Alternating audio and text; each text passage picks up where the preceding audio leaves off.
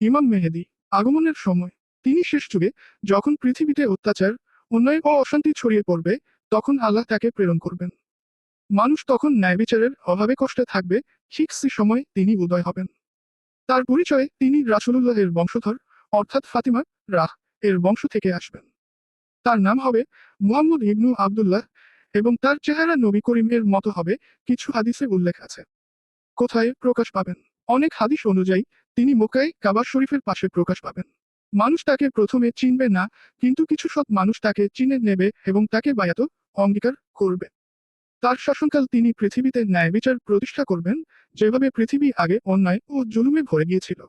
এখন ইমাম মেহেদী আসার সম্পর্কে বাকি ধর্মগুলোতে উল্লেখ আছে যে হিন্দু ধর্মে আছে বলা হয়, কল্কি অবতার ঘোড়ায় চড়ে আসবেন, হাতে থাকবে তরবারি, আর তিনি পাপ, অন্যায় ও অশুভ শক্তি ধ্বংস করবেন। এরপর তিনি আবার সত্য যুগের সূচনা করবেন, যেখানে শান্তি, ধর্ম ও ন্যায়ের রাজত্ব থাকবে। এবং খ্রিস্টান ধর্মে আছে যিশু আসবে, তখন পৃথিবীতে অনেক অশান্তি, যুদ্ধ, অন্যায় ও পাপ ছড়িয়ে পড়বে। যিশু আসবেন ন্যায়বিচার করতে, ভালো মানুষের রক্ষা করবেন এবং পাপীদের বিচার করবেন।